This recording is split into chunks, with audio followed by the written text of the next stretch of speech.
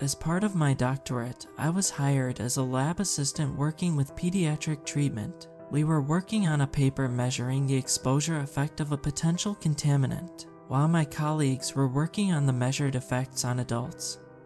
And the elderly, my team would work with children. The potential disruption to developing adolescents was deemed important enough to have a separate set of experiments and measurements. The study garnered unilateral attention and funding of not only one, but 4 different pharmaceutical companies, Hatchet Pharmaceutical being the main contributor. I was hired pretty late in the process. I wasn't even sure what the contaminant was, as it was just designated as the contaminant. Apparently, it was something that resided just under the topsoil in a large residential area. To not taint our measurements, me and my colleagues were given minimum information about the symptoms to look for and what to expect.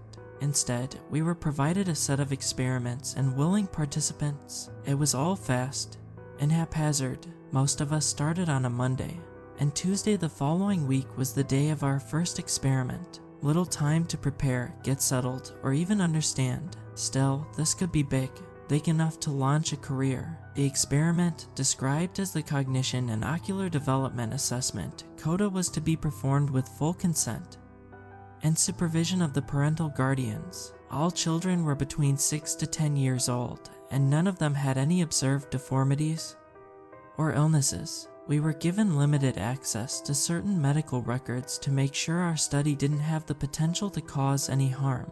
Then again, I'd read the experiment checklist, and there was nothing that could damage anyone. If anything, I argued the results would be pretty much useless. As Tuesday came around, me and my 2 colleagues had prepared as best we could. The 3 of us would put 1 participant each through a series of tests. The CODA was 3 tests, over a total of 3 hours. The parents were to be asked for consent before and after each step and given the ability to stop any test at any given time. The experiment overall was surprisingly simple.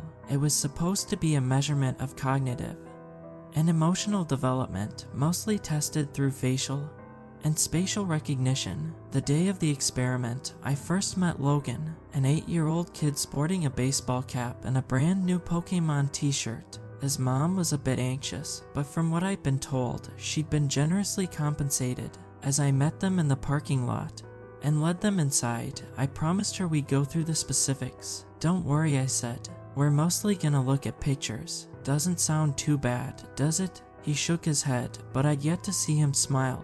Maybe his mom's anxiety rubbed off on him. The testing room was somewhat small and made entirely out of concrete. There was a pair of opposite 2-way mirrors on each side of the room.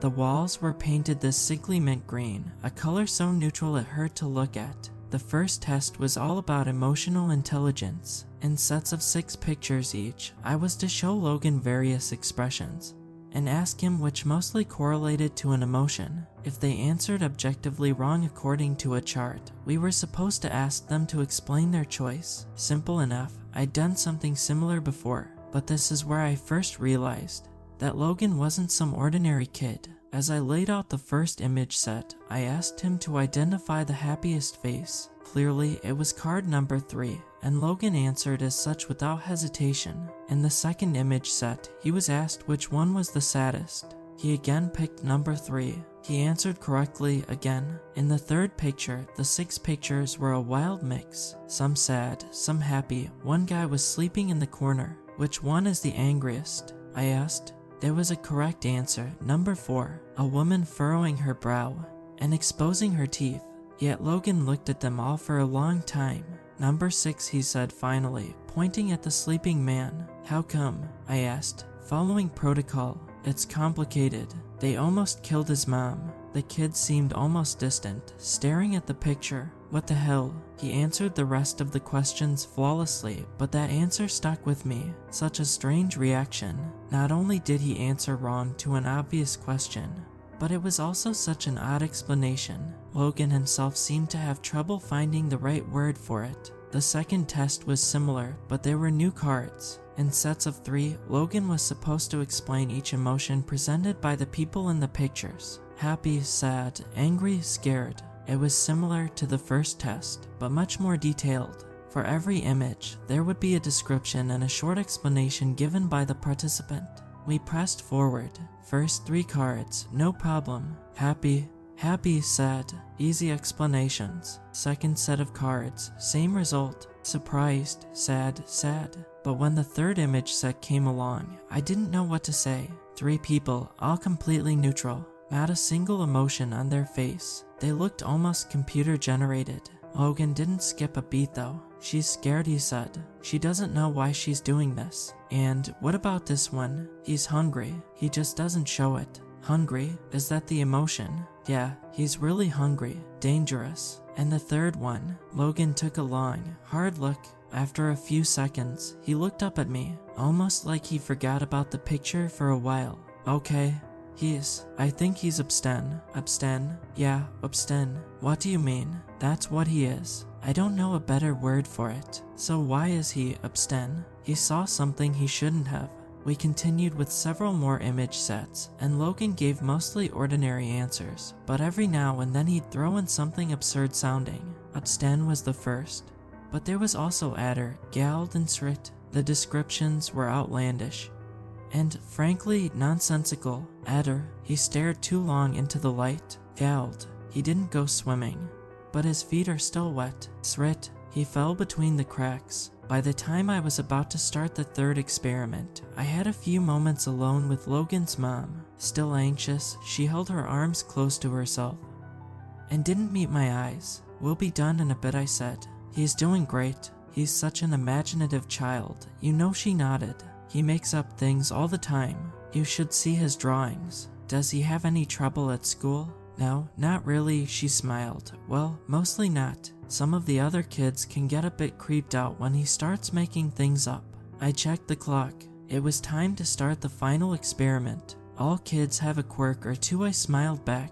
That's what makes them kids. The final experiment was about recognizing places rather than people. One by one, I was to show Logan pictures of various places. Ordinary places like supermarkets, playgrounds, and factories. They were pretty easy to recognize. First, I'd show him the pictures. Then, I'd ask him to describe the scene. Logan didn't seem to mind. The pictures themselves was easy for Logan to recognize. One by one, he explained what he saw. Factories with lots of cars parked outside. Empty playgrounds. But as we got to a park, he sort of stopped. His expression shifted. That's a graveyard, he said. I had to stop myself from correcting him. It was obviously not a graveyard. Can you describe it? I asked. I really don't want to. There's a lot of people there. What kind of people? I was going off script, but I was just too curious. Logan leaned in to look closer at the picture. There's a lot of strange colors, he said. The people who used to be there are gone. I couldn't tell what he was seeing. The picture was empty. As we finished up, Logan went to the bathroom. I got some time to talk to his mom on our own, and I brought out the picture of the park. Do you have any idea what he sees here? I asked. No, she said, shaking her head. Could be anything. It's just strange, I said. Usually kids make up stories about dragons, lasers, wizards, that kind of stuff. Not graveyards and parks. Are you calling my son strange? I lost my train of thought. As Logan came back, she grabbed him by the arm as to leave.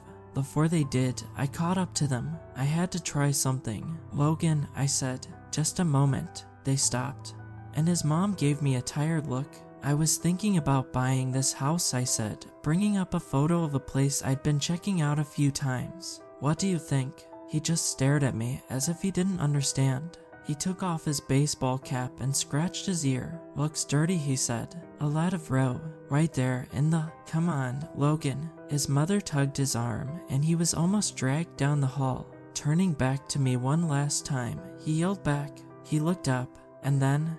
He didn't. I didn't lie when I said I was thinking about buying the house. There was an open viewing the next day, and I decided to drop by on my lunch break. There were about 8 other people there, all couples. I kind of disappeared among them. Maybe I wasn't being considered as a serious buyer. The place was a bit too large for me after all. As the realtor ran off to speak to a pregnant couple, I stopped in the foyer. I had this strange feeling in the pit of my stomach. Ro, I whispered to myself. Right here, just saying it out loud almost made me feel it. It was something so specific, so unique. It wasn't an emotion as much as it was an experience, a story. I could imagine myself lying on the floor, looking up at the wood-brown ceiling. I could feel my back growing stiff, as if I'd been lying down for too long. I could feel my eyes growing thick, like blinking through mud. Every breath, a conscious effort, arms unresponsive, a prayer from my heart to keep beating. Then, nothing. Row, to look up, and then to not. I had this strange understanding, like I'd seen something I wasn't supposed to. Didn't the kid have a word for that too? God, I felt sick. Everyone was gathered around the realtor in the living room. I don't know what gave me the courage to confront him, but I just blurted it out. Did the previous owner die here? I asked. In the foyer. No, they didn't, he answered. You have to tell us if they did, one of the couples said. Another couple agreed. Okay, yeah, I mean, no one has died here. That much is true. No one did. But yes, they were found unresponsive in the foyer. They were loud sighs. A couple immediately left. Another left shortly afterwards. There was a queue to talk to the realtor, and within 10 minutes I was the only one left. Row or not, I got the place too cheap to care. This made me curious as to the words the kid had used to describe the various places and emotions. Over the following days, as I transcribed our findings, I started thinking about them a lot more. Staring into the light too long, to get wet feet without swimming. It was all just cryptic nonsense. But what I'd felt that first night in my new house, that was Row. I could feel it. It was the right way to describe it. One night, as I stood in the bathroom, I thought about the word adder. It was what Logan had used to describe staring into the light for too long. It felt fitting, but I didn't know if I'd experienced it. I tried looking up into the bathroom light and just saying it out loud, but I didn't get the same feeling as when I'd said Row in the foyer.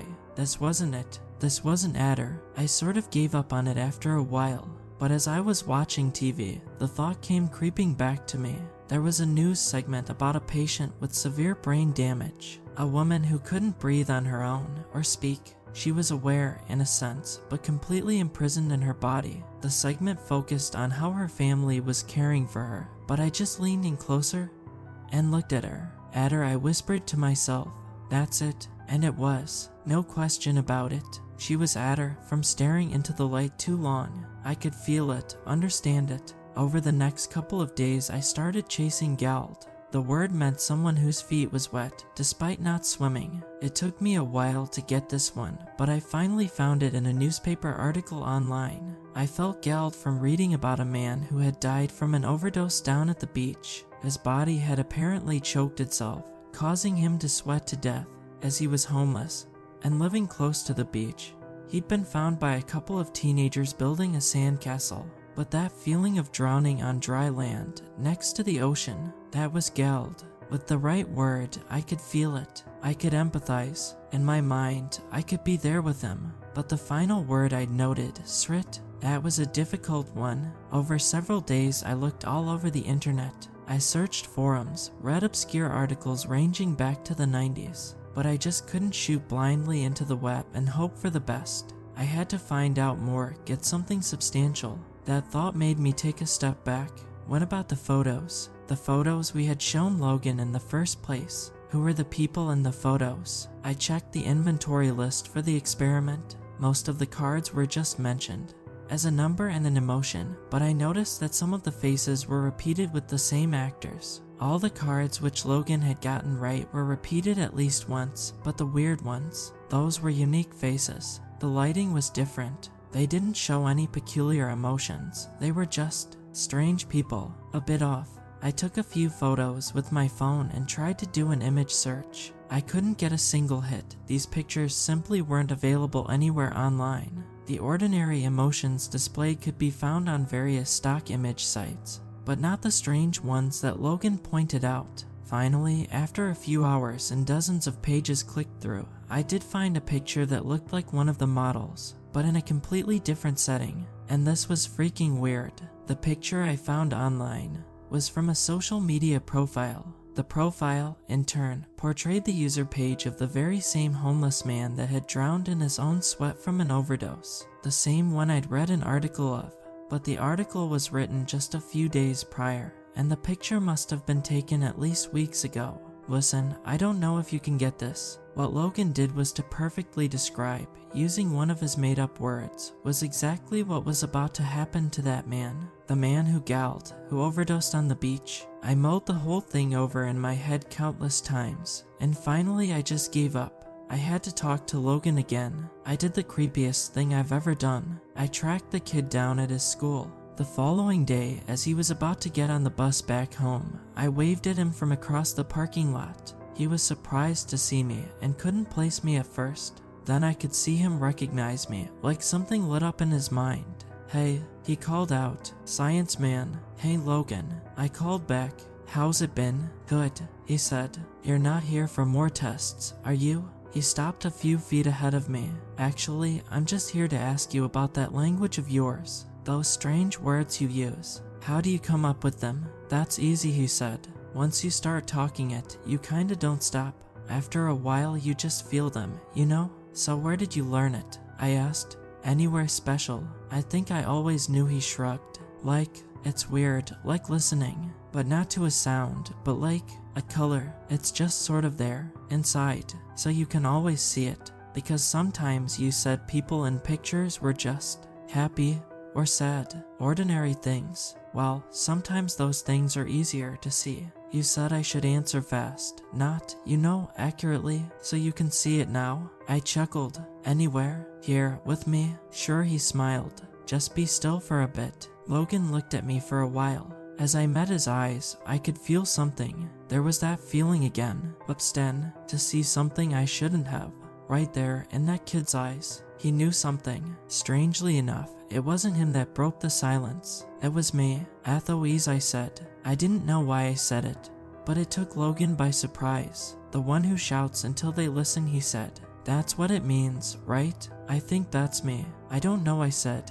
I'm sorry, Logan. I don't know why I said that." "Did you see it?" he asked, almost excited. "Do you see it now?" I want to say that I didn't. I want to say I saw nothing.